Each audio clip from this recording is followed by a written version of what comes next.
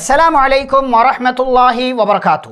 معزز ناظرین، محترم سامعین، ہماری گفتگو چل رہی تھی کہ رسول اللہ صلی اللہ علیہ وسلم مدینہ پہنچ چکے ہیں، اور مدینہ پہنچنے کے بعد آپ صلی اللہ علیہ وسلم نے 3 اہم اور بنیادی کام کیے۔ پہلا کام مسجد نبوی کی تعمیر کی، دوسرا کام مہاجرین اور انصار کے درمیان بھائی چارہ کرایا، اور تیسرا کام مدینہ کے یہودیوں سے آپ صلی اللہ علیہ وسلم نے معاہدہ کر لیا۔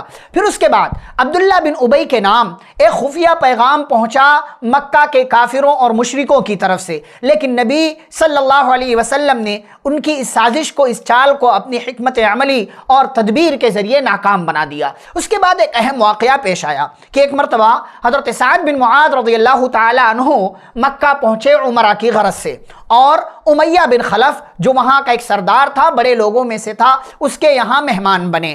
سعد بن معاذ رضی اللہ تعالیٰ عنہ نے امیہ بن خلف سے کہا کہ امیہ، میرے لیے کوئی تنہائی کا وقت دیکھو تاکہ میں جا کر کے خانہ کعبہ کا طواف کر لوں۔ امیہ بن خلف نے دوپہر کا وقت منتخب کیا، اور سعد بن معاذ رضی اللہ تعالیٰ عنہ امیہ بن خلف کے ساتھ خانہ کعبہ کا طواف کرنے کی نیت سے باہر نکلے اور خانہ کعبہ کی طرف چل پڑے۔ راستے میں ابو جہل سے ملاقات ہو گئی۔ ابو جہل نے سوال کیا، وہ پہچانتا نہیں تھا۔ امیہ بن خلف سے سوال کرتا ہے کہ امیہ یا ابو صفوان، یہ کون ہے تمہارے ساتھ؟ تو اس نے کہا یہ سعد بن معاذ ہیں۔ تو ابو جہل نے سعد بن معاذ رضی اللہ تعالیٰ عنہ کو مخاطب کر کے کہا کہ میں دیکھ رہا ہوں کہ تم بڑے امن و سکون کے ساتھ یہاں گھوم رہے ہو، ٹہل رہے ہو، اور تم نے اپنے علاقے میں، مدینہ میں بے دینوں کو، اپنے دین سے پھر جانے والے اور ایک نئے دین کو اختیار کرنے والوں کو تم نے پناہ دے رکھا ہے۔ اللہ کی قسم،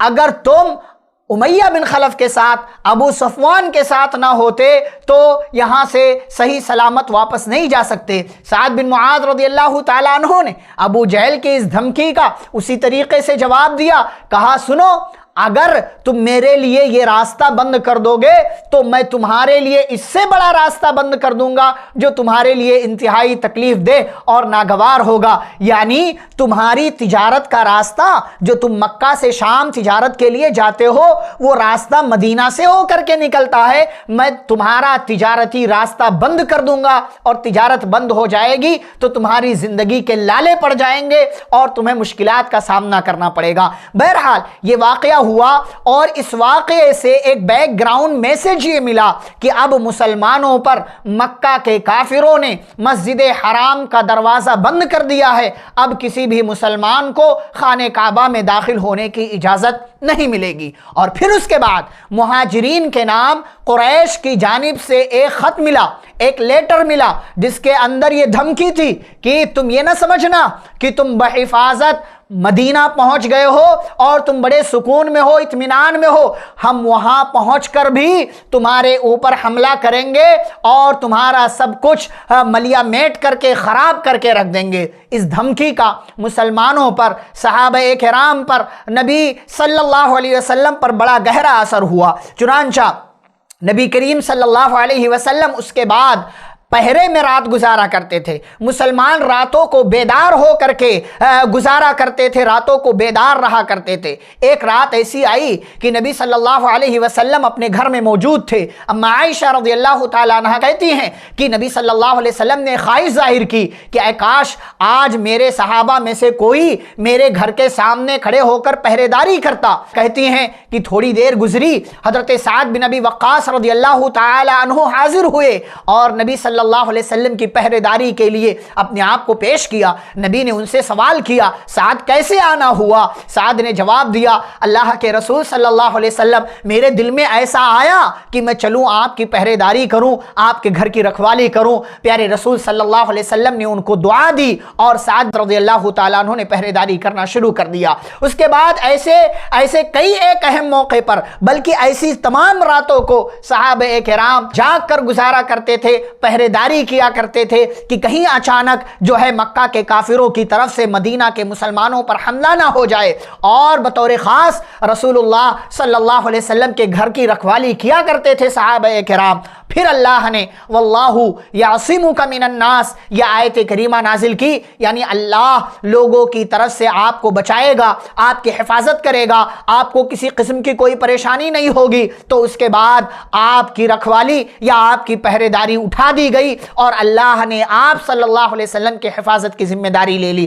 پھر اس کے بعد پیارے نبی صلی اللہ علیہ وسلم کے اوپر آیت کریمہ نازل ہوئی کہ جس کے اندر اللہ رب العالمین نے صحابہ کرام کو، مسلمانوں کو جنگ کی اجازت دے دی۔ اذین للذین یقاتلون بانہم ظلموا، ان لوگوں کو جن سے جنگ کی جا رہی ہے ان کو اس بات کی اجازت دی جاتی ہے کہ اب وہ بھی جنگ کریں، اس لیے کہ ان کے اوپر ظلم کیا گیا ہے، یعنی یہ مظلوم ہیں، اب مظلوموں کو اپنے حق کے لیے کھڑے ہو جانا چاہیے، اور ان لوگوں کو جو لوگ ان سے قتال کر رہے ہیں ان سے قتال کرنا چاہیے۔ اور پھر نبی صلی اللہ علیہ وسلم نے دو اہم منصوبے اور پلان بنایا۔ دو اہم منصوبے کیا تھے؟ ایک منصوبہ تو یہ کہ مکہ سے شام کی طرف جانے والا جو راستہ مدینہ سے ہو کر کے جاتا تھا، آپ صلی اللہ علیہ وسلم نے اس راستے میں موجود تمام قبائل، تمام علاقے کے لوگوں سے معاہدہ کر لیا اور جنگ نہ کرنے کی بات ان لوگوں سے آپ صلی اللہ علیہ وسلم نے کر لی۔ یہ بہت اہم قدم تھا جو آپ صلی اللہ علیہ وسلم نے اٹھایا۔ اور دوسرا اہم منصوبہ اور پلان جو آپ صلی اللہ علیہ وسلم نے بنایا کہ مکہ سے شام کی طرف آنے والے راستے پر جو مدینہ سے ہو کر کے گزرتا تھا، اس راستے پر آپ صلی اللہ علیہ وسلم نے اپنی ٹیم، اپنی فوج اور جو ہے گشتی دستے بھیجنا شروع کر دیا، جو لوگ جا کر کے گشت کرتے تھے، راتوں کو دیکھا کرتے تھے، پہرے داری کیا کرتے تھے، اور باقاعدہ پورا پلان سے سارا سسٹم، سارا نظام چل رہا تھا۔ اور پھر اسی منصوبے کے تحت آپ صلی اللہ علیہ وسلم نے کئی ایک علاقوں کی طرف الگ الگ صحابہ کی قیادت میں، ان کی نگرانی میں الگ الگ علاقوں کی طرف فوجی مہمیں روانہ کی، اور آپ صلی اللہ علیہ وسلم بعض مہمات میں خود بھی آپ صلی اللہ علیہ وسلم شریک ہوئے، جس کی تفصیل انشاءاللہ ہم آگے بیان کریں گے۔ والسلام علیکم ورحمۃ اللہ وبرکاتہ۔